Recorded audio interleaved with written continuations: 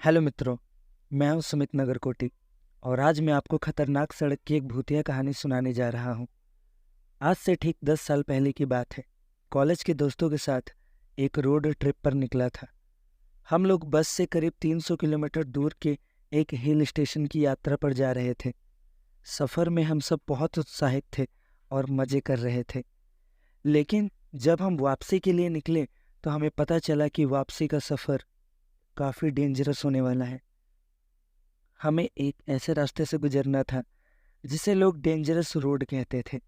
दरअसल वो रास्ता एक बहुत ही खतरनाक पहाड़ी सड़क होती थी जहाँ पर कई दुर्घटनाएं हो चुकी थीं।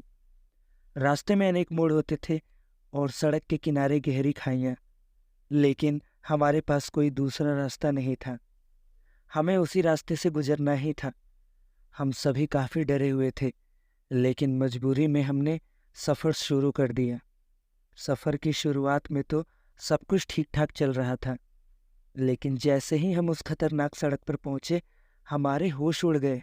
दोनों तरफ गहरी खाइयां थीं और कहीं अचानक ब्रेक लगाने पर गाड़ी सीधे नीचे जा सकती थी। मेरे एक दोस्त राहुल को ड्राइविंग आती थी, इसीलिए वो हमारी कार चला रहा था, लेकिन वो भी बहुत घबराया हुआ था। उसके हाथ कांप रहे थे।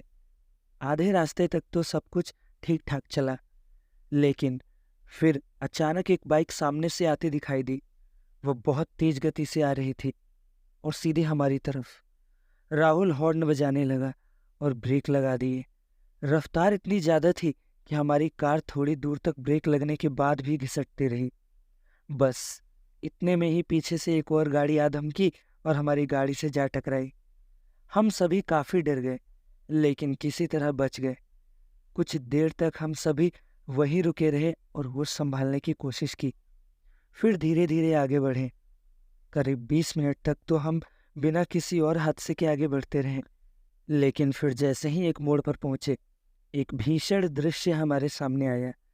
वहां पर एक ट्रक पलटा हुआ था और उसके सारा सामान रास्ते में बिखरा पड़ा था।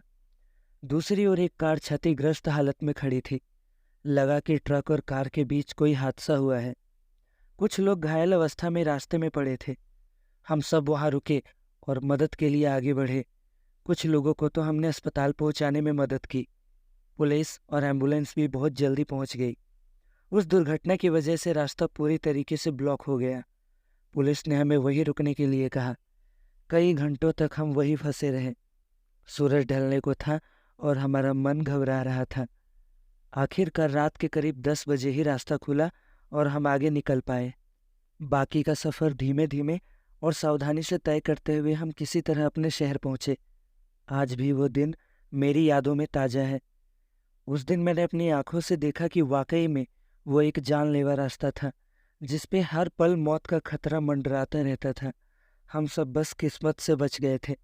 उस दिन के बाद से ही मैंने कभी भी किसी अनजान रास्ते या खतरनाक सफ़र पर जाने की हिम्मत नहीं की।